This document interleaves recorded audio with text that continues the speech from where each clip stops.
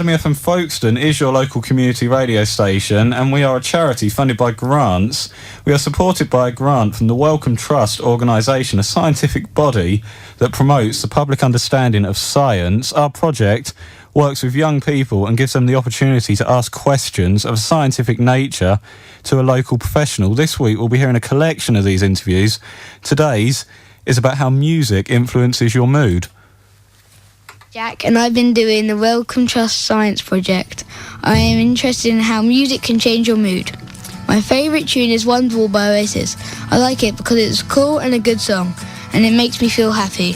I spoke to Dr. Trisvala Burrows from the Sydney Dahan Research Centre for Arts and Health, and I asked her, how does music affect your mood? Today is gonna be the day that they're gonna throw it back to you.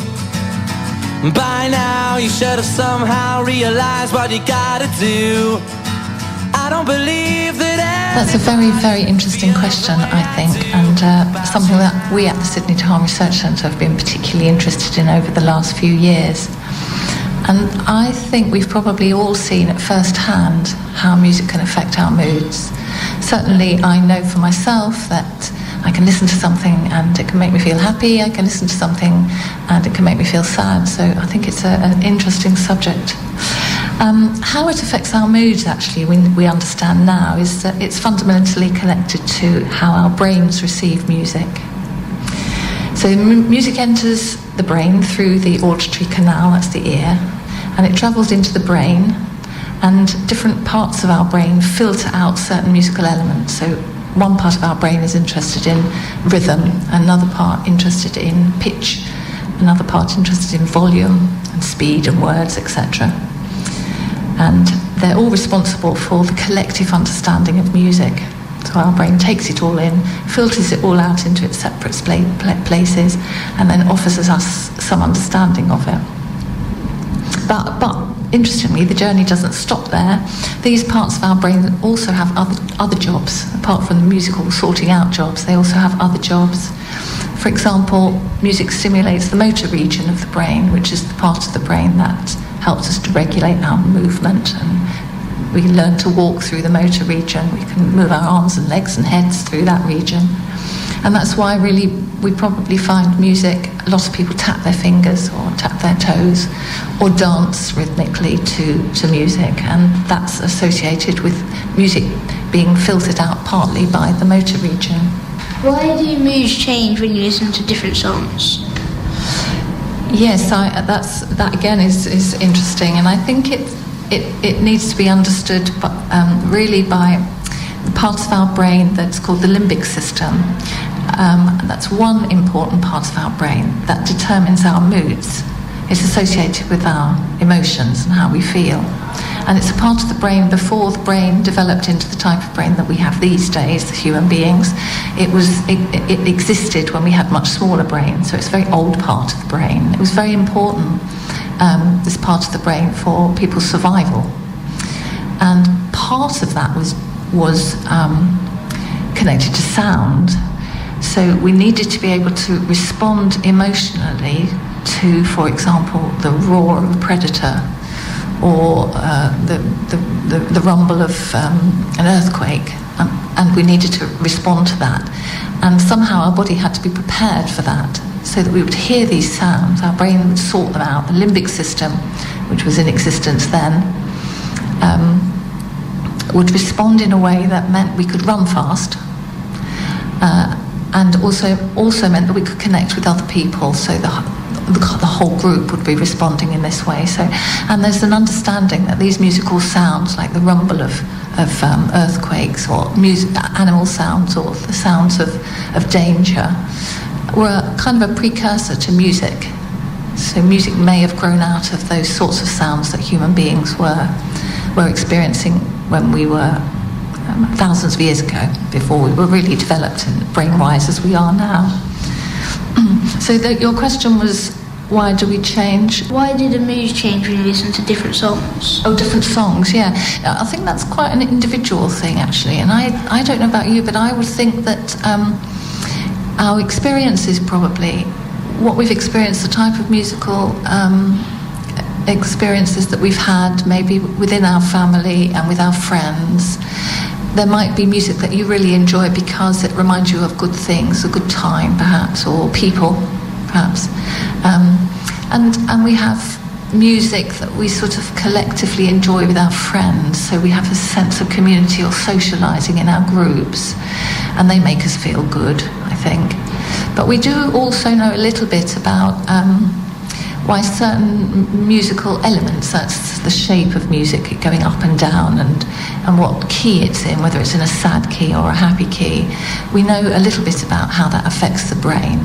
So it could be that we're listening to a song that has something called descending intervals, which means the tune is sort of going down, or a tune where there's lots of sort of sequences. So there's a little pattern, and then that pattern's repeated as a sequence, maybe a little bit higher or a little bit lower. And there's quite a lot of research that shows those sorts of patterns are likely to make us feel a certain way. So some of them will make us feel sad. There are some patterns that induce crying in people. So we understand a little bit more about the process of the shapes of music and the way we make music and how they have an effect on our brains. But I think in terms of our particular songs, there'll be songs that make you happy and I wouldn't really have an impact on me, and maybe the other way around. So I think that's more to do with us as individuals, perhaps. Yeah. So if you were sad or, like, this is a kind of the same kind of question. Yes. If you were sad or angry, what music should people, like, what do you think people should listen to make them feel happy?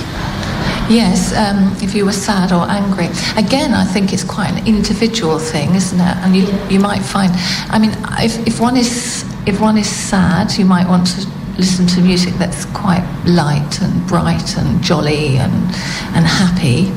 But on the other hand, you might actually want to listen to music that's sad and just, wallow in it for a little bit. And I think that can be quite a good thing. And we know there's something called the cathartic experience. I don't know if you've heard of that, but the cathartic experience is where we actually want to do something sad because we're feeling sad, and we want to read something sad or watch something on telly. That actually, girls are quite good at cathartic experiences, in my experience, because we watch a nice film and it makes us cry, and after crying we feel quite good. So that's what that's all about, and I think people do use music in that way. You come home and think, boo, I've had a really awful day and I'm going to listen to something sad, and then it sort of helps you move on to the next thing. And angry is a good one, isn't it? Because I think a lot of music reflects quite a sort of angry state of mind, doesn't it? So again, I think it sort of validates it. It says if we listen to angry music, it's kind of saying, it's okay to be angry sometimes, and this anger that I have, I'm going to just associate with this piece of music that I'm listening to, and it can help you get over that anger, I think. So it can be quite a good thing, but it's quite individual what type of music that would work for each person, I think. So back with anger, how would it reduce your anger?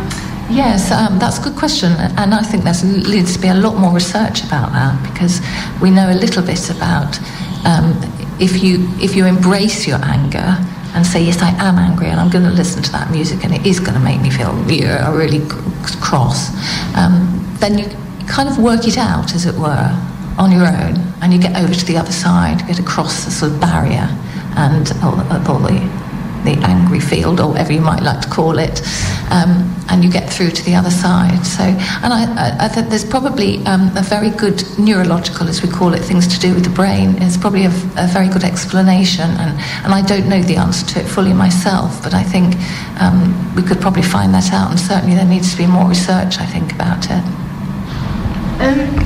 Instead of back on the same kind of thing, yes. It's individual. What's the best instrument to make people happy or sad or angry? Yeah, I like that question, because I find personally I like the sound of the flute. It's a nice mellow sound, and it makes me feel easy and still somehow.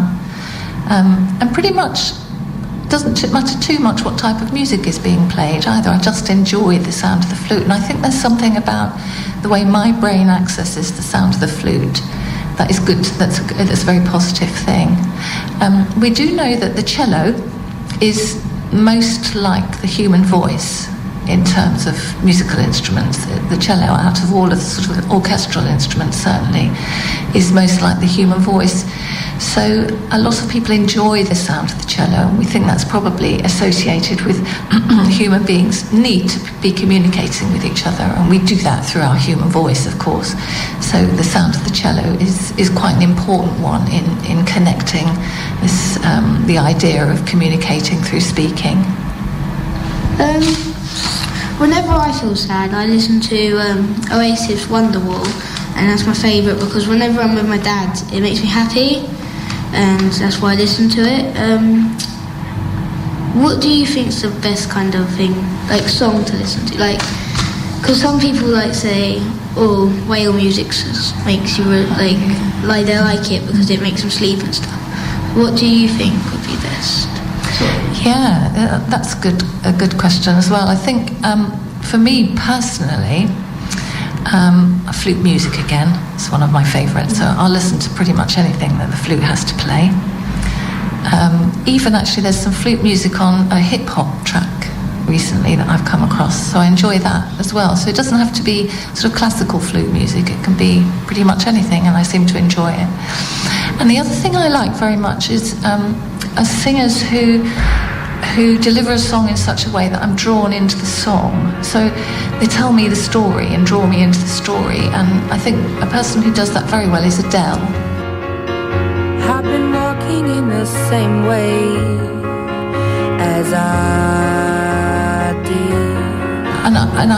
It's maybe we might not particularly like that style of music or the type of songs that she sings, but there's something about her telling me that story through music that's very, very important. And I think a lot of people find that they enjoy those things where they're taken out of themselves a little bit because they're just moved into the story. Thank you, Trish, for coming in and giving me the answers to my questions. That's a pleasure, Jack. Thank you for inviting me.